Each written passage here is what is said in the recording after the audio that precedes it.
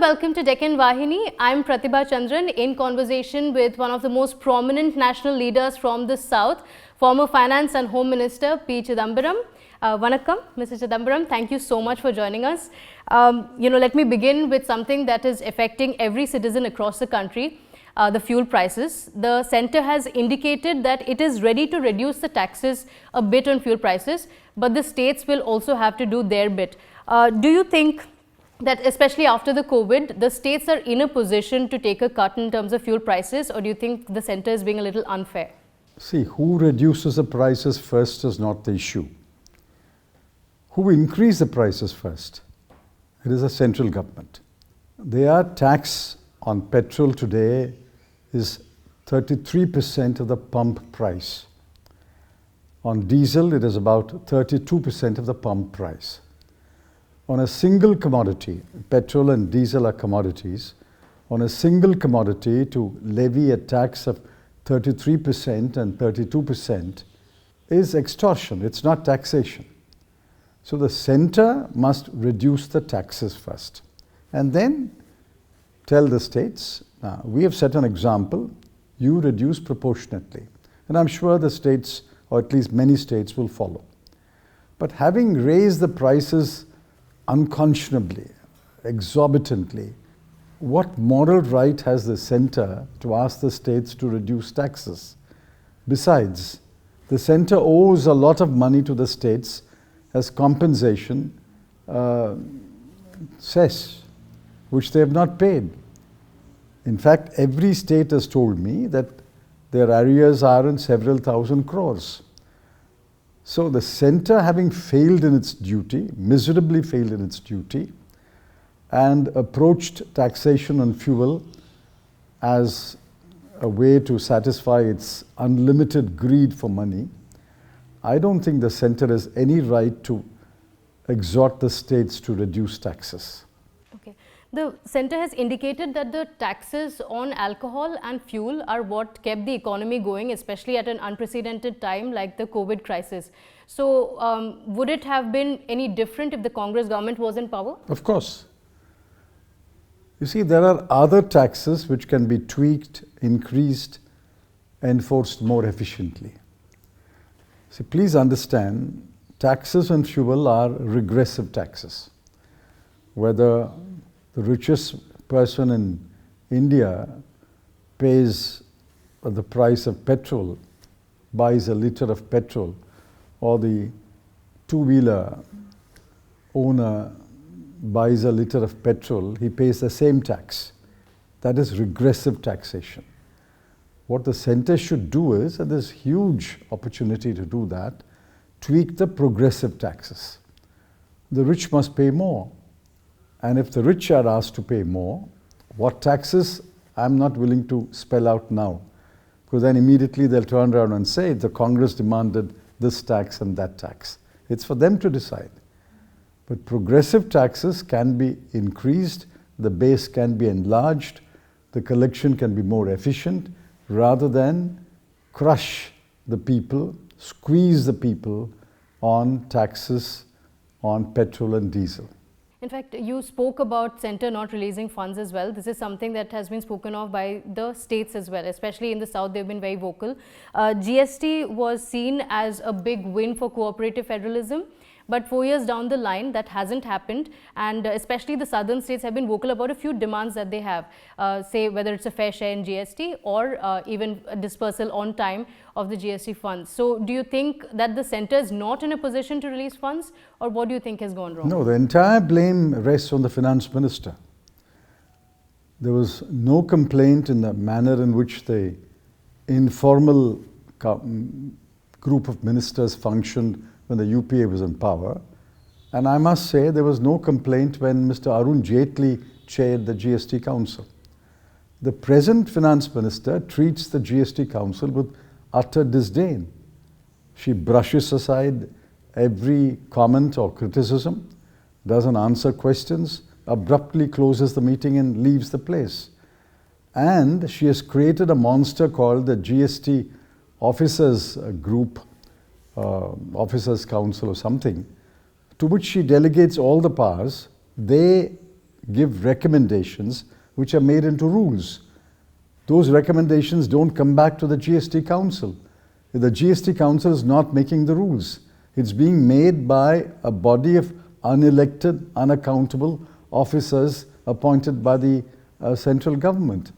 Therefore, the finance ministers, and not only of the South, Finance Minister of Punjab, Finance Minister of Bengal, and other finance ministers have protested strongly against the manner in which the GST Council is being run. And they have refused to allow any discussion on bringing fuels under GST, because the manner in which it is being done, they have no voice, no say, no autonomy, and there's no accountability of the central government. Okay, which perhaps prompted you to say it's RIP GST. But I also want to talk about another issue that concerns southern states, that is South subsidizing the North. We had the former Karnataka Chief Minister, Mr. Siddaramaiah, who had spoken about it. And he said it's very unfair that the 6 states in the south of the Vindhyas are paying more in taxes but get back much lesser. He had given out some figures as well. Say Uttar Pradesh, for every rupee that it gives as, contributes as taxes, they get back 1.79 rupees, whereas for a state like Karnataka, it is only 47 paise. So would you say that this is penalizing development that's coming from these states, or do you think it's important to correct the regional imbalances? Well, there is a regional imbalance, but I cannot agree with the thesis that for every rupee the state gives, it must get back a rupee. I mean, that's not the way a federal country will function, because there are states at different levels of development. If the southern states has developed faster and quicker, they are reaping the benefits of a better quality of life, higher per capita income, a better education, better health care. And if the states like UP, Bihar, Madhya Pradesh, Orissa are backward, let's not forget that they are Indians too. They are our people, and therefore they deserve a helping hand. It's a different matter if money is being wasted on these states. But if a disproportionate amount of money is spent on these states to lift them from their backwardness, I would not call it wrong. At the same time, I think the states which contribute to the central exchequer must certainly have a greater say on how the money is spent. Is it because of the disproportionate populations as well, as opposed to Uttar Pradesh and the southern states, because of which, in fact, we also see lesser representation from the southern states, so lesser political clout as well, and that, subsequently also means that we don't have much of a say? There is an economic question, there is a political question. I can understand the grievance about the political question, and I'll come to that in a moment. But as far as the economic question is concerned, the Raghuram Rajan report, which I had commissioned, said what is the distance of each state from the median. We found that some states in the Hindi heartland are more distant from the median, and therefore they deserve to be helped. So that's the economic question, and I've already explained my view. As far as the political question is concerned, yes, southern states, because they implemented family planning more efficiently, they have lost representation in Lok Sabha. For example, Tamil Nadu used to have 42 seats, it has 39 today. And if there is a further reallocation of seats post 2016, Tamil Nadu is likely to lose more. States that have achieved the level of replacement rate will lose more. And therefore, I think there is a strong political argument that no state should be in a position where it will lose the current number of seats.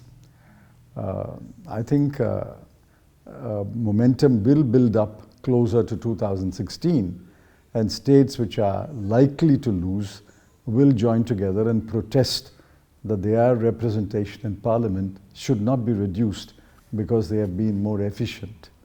Okay, when it comes to the 15th Finance Commission as well, it's the same disparity that we're talking about. It seems like the South might be losing out more. How do you analyze it? See, the 15th Finance Commission again is guided by economic logic and economic principles. Yes, the share of each state in the central taxes gets reduced if that state moves up the ladder. But that's inevitable. That's inevitable. I'm not saying it's just, I'm just saying it's inevitable. In a federal system where central taxes have to be shared among the states, the poorer and the more backward states will indeed get a larger share, larger than what the previous Finance Commission gave, and the better and the more efficient states will lose a few decimal points. That gives rise to a heartburn, which I understand. But then that can be compensated in other ways. But we can't continue to punish, or not punish is not the word, continue to deny the poorer and backward states. You are poor and backward, therefore I'll deny it to you. Then they'll remain poor and backward. Please remember, if any part of India is poor and backward, India can't be called a developed country. All parts of India must progress. So when it comes to the center, this particular government in power, whether it's for political reasons, would you say there's a disconnect from the South completely, the center and the South? There is, mainly because the BJP is essentially a North Indian party. It was born in North India. Its inspiration comes from the RSS.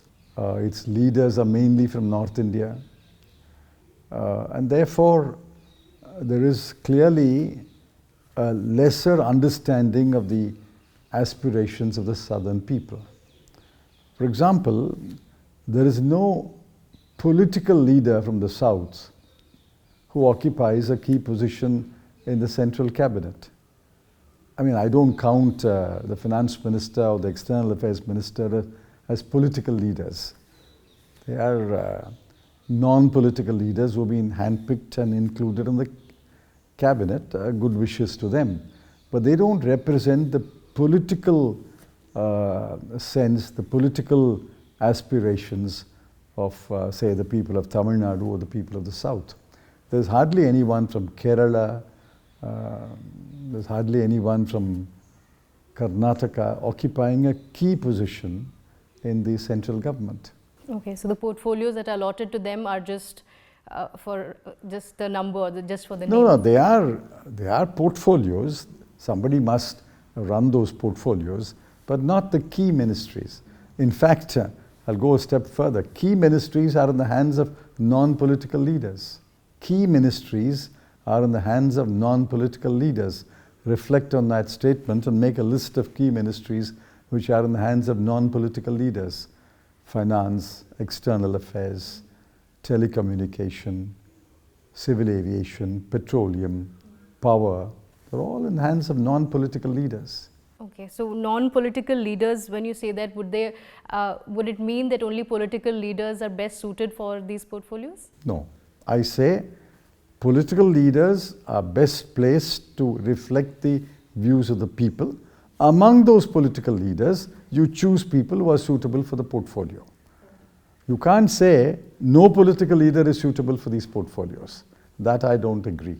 Okay. So when it comes to the COVID management of the center as well, and that was a time when we saw a strong center. In fact, it also led to a lot of say skirmishes between the states and the center, especially when it came to the vaccines.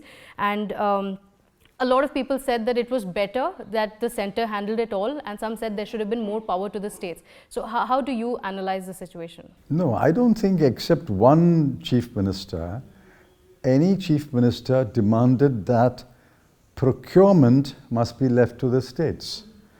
See, please remember, there are only two producers in India. It's a duopoly. And therefore, the states could not have procured from these two. It was not a competitive open market. In an open competitive market, you can have many buyers and each one will be able to buy. But in a duopoly, it is the power of the seller, it's not the power of the buyer. Therefore, in order to meet a duopoly, you needed a monopoly buyer in India. And the monopoly buyer could only be the central government. So we have always maintained that procurement must be of the central government, whereas distribution and allocation must be by the states. Okay. But when you speak of cooperative federalism, do you think the history of the Congress dilutes any talk that the party now does on cooperative federalism because of the history during the 80s? That's not correct. Why do you start with the 80s? Start with the 50s. We had a state of affairs where chief ministers were very, very important and powerful. The center did not try to rein them in. We've had tall chief ministers like Kamaraj, Sanjeev Reddy, Devarajars, Hanumantayya, Pratap Singh Kairon, B.C. Roy, and they were tall chief ministers. And I don't think the Congress tried to rein them in. Yes, I agree. In the later years of Srimati Indira Gandhi, there was greater interference by the central party in state affairs. But I think we have learnt our lessons. We realize that states must be allowed to run their affairs without too much interference from the center. And that has been the fundamental basic policy of the Congress. But the BJP's policy appears to be that everybody will simply be a errand boy of the Prime Minister. So the high command culture, not just in the BJP, for other political parties as well, they've been accused of the same. A very strong central leadership and not very powerful chief ministers. Do you think, if we see it in terms of the cooperative federalism? That's completely wrong. It will destroy the last vestiges of federalism in this country. We must have a strong central government. We must have equally strong state governments. In their respective spheres, the governments must be strong, decisive, willing to act. The chief minister must be willing to take decisions and act. See, the state list contains many, many important subjects. Police, law and order, education, healthcare, cooperatives. These are basic, these are such important subjects. They are as important, according to me, as defense and foreign affairs. So the state chief ministers must have the authority and the ability to take those decisions. Okay. So in terms of politics, would you say it's better to have several regional parties that are very strong, as we are seeing in several southern states, or do you think the answer to this is the Congress party getting stronger? The rise of the regional parties is because the Congress over the years failed to be an inclusive party. It failed to embrace and absorb sections of the people who had been neglected. Therefore, the regional parties rose. Take, for example, the Dravidian parties in Tamil Nadu. Their rise was because while the Congress was indeed an inclusive party, even the Congress's inclusiveness left out large sections of the people. And therefore, the Dravidian parties rose, the DMK first, and then it broke, and then the DMK and the AIDMK. So if the national parties become more inclusive, more representative, embracing neglected sections, the poorer among the underclass, poorer among the neglected classes, it's possible that the national parties can reach out and displace the regional parties. But at the moment, I think the regional parties seem to have a sway. And I think it will be a long time before the national parties can completely displace or replace the regional parties. Okay, so when it comes to the southern states, even as we speak of unity, there are different regional parties that are in power, but there's no absolute unity in terms of the issues that these states have with each other, whether it is water disputes or border disputes. So do you see any solution to that, to have the kind of unity that can take on the center? There cannot be. Each regional party in India is a single state party, and therefore they will necessarily represent the views of their state. And states have disputes, water dispute, land dispute, other disputes. Therefore, there will be an adversarial relations between one state and another. The answer to that is not to tell the states, don't be adversarial. If they are not adversarial, how can they claim to represent the interest of that state? The answer to that is to have an impartial, neutral, non-political, non-partisan adjudicatory bodies. Such adjudicatory bodies can be set up under our constitution, and they will resolve the disputes. Unfortunately, many of the adjudicatory bodies, so-called adjudicatory bodies, themselves have become victims of party politics, victims of partisan politics, which is why they don't command respect. Ordinarily, an interstate river tribunal's verdict must be respected. But people attribute motives even to interstate river tribunal verdicts, which is sad. So one more issue that concerns the South is the language nationalism. Though the BJP might not have said that Hindi is the national language, there seems to be a certain push for Hindi that makes the southern states very uncomfortable. Do you think that's something that the southern states should be concerned with? Not only the southern states, non-Hindi states will be concerned, should be concerned. See, please remember, over 50 crore people in India do not speak or even understand Hindi. Yet the central government is pushing Hindi in every way. Even its slogans are completely Hindi. Most of us don't even understand what the slogan means, what the title of the program means. I'm not suggesting that English should become the sole official language or the lingua franca of India. That won't happen either, because 100 crore people do not speak or understand English.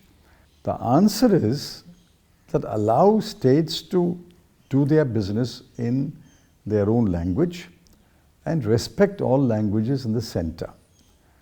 And say when an exam is conducted, exam should be conducted in all the languages of the country. For example, yesterday the High Court of Madras stayed an examination because the examination was offered only in English and Hindi, which means people who are not familiar with English or Hindi, and there are hundreds, say in my own village, they don't know either English or Hindi. How will a young man or woman of that village offer that examination? Therefore, I think the answer is, in a plural country, yes, it will cost a little more. It is a little more difficult, but we must employ technology to make that possible. And technology can be employed to make it possible.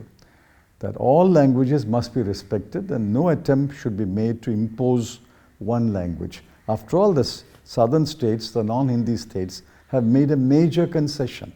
The major concession is we agree that Hindi should be one of the two official languages of India, but please continue English as an official language as long as we want it to continue. They're not asking for Tamil or Telugu or Kannada to become the official language of the central government. We have made a major concession by saying Hindi can be one of the official languages, but English also should be an official language. That promise made by Jawaharlal Nehru and reiterated subsequently must be honored in letter and spirit. I suspect the BJP does not honor that promise either in letter and certainly not in spirit. All right. Let me wrap with that. Many thanks, Mr. Chidambaram, for joining us. Really appreciate your time to us. It was a complete delight and an honor speaking to you. Thank you so much for joining us on Deccan Vahini. We'll catch you in the next episode.